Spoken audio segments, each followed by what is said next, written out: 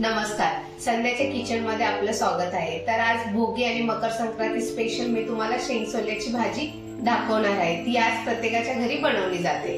या आपल्या शेंगसोल्यासाठी लागणाऱ्या भाज्या आहेत। हा पावटा आहे, हा घेवडा आहे, हे वांगे घेतलेत मी, हा वाटाणा, हा हरभर आहेत, हे शेंगदाणे, गाजर आणि बटाटा।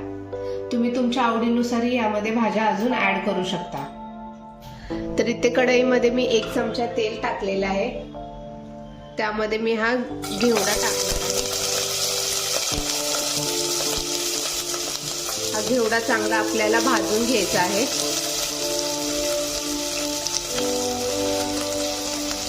हा पावटा पण मी यामध्ये टाकणार आहे। पावटाही भाजून घेणार आहे, त्यामुळे त्याचा वास येत नाही आणि पटकन शिजलाही जातो।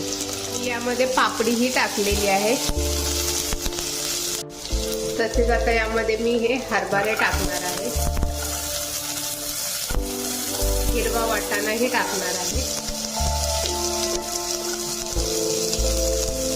आणि ह्या मुळ्याच्या शेंगा, हे गाजर। ह्या सर्व भाज्या आपल्याला चांगल्या परतून घ्यायच्या आहेत तेलामध्ये।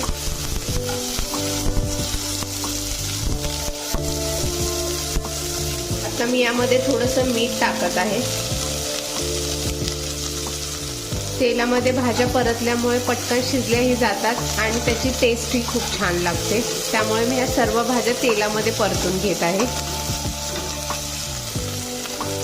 आता आपल्या ह्या भाज्या परतून झालेल्या आहेत। आता मी यामध्ये शेंगदाणे,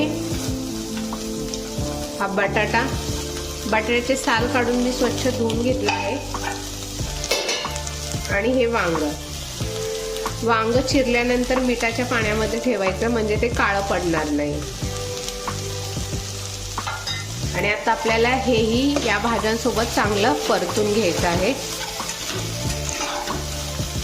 यावरती हे झाकण ठेवून 2 मिनिटं भाज्या वाफवून घेणार आहे। आता आपल्या ह्या भाज्या चांगल्या परतल्या गेलेल्या आहेत। मी गॅस बंद करत आहे। मी आता एका प्लेट मध्ये काढून घेणार आहे। आता मी यामध्ये 2 ते 3 चमचे तेल घेतलेले आहे। त्यामध्ये मी कढीपत्ता, जिरं,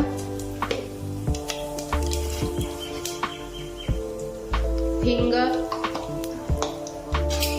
बारीक चिरलेला कांदा टाकणार आहे।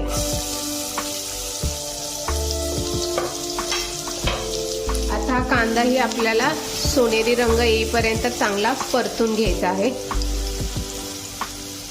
आपला कांदाही चांगला परतून झालेला आहे। त्यामध्ये मी हे खोबरं, लसूण, कोथिंबीर, जिरं आणि तीळ भाजून घेतले होते, ते ह्यामध्ये टाकले आहेत आणि ह्याचं हे वाटण करून घेतलेलं आहे। ते वाटण मी आता यामध्ये टाकणार आहे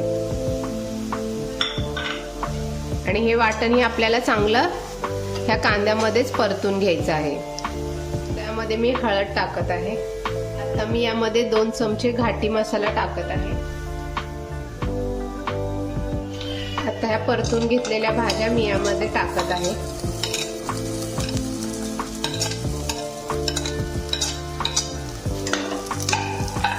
त्याही 1 मिनिटभर आपल्याला ह्या मसाल्यामध्ये चांगल्या परतून घ्यायच्या आहेत। आता मी यामध्ये 2 ते 3 चमचे शेंगदाण्याचं कूट टाकत आहे आणि आपल्याला ते यासोबत चांगलं परतून घ्यायचं आहे। मी यामध्ये हे गरम पाणी टाकत आहे।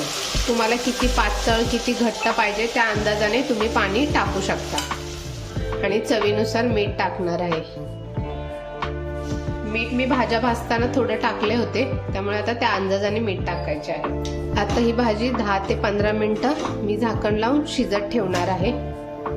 तुम्ही बघू शकता आपली भाजी कशी शिजत आहे आणि याचा स्मेल पण खूप छान येत आहे।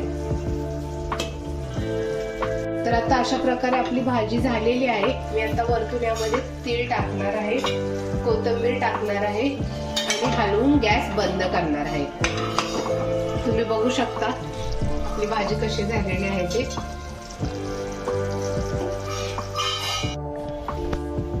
तर अशा प्रकारे आपली शेंगसोल्याची भाजी तयार झालेली आहे। तुम्ही बघू शकता भाजीवरती मस्त तरी आलेली आहे आणि बाजरीच्या भाकरी सोबत ही भाजी खायला खूप छान लागते।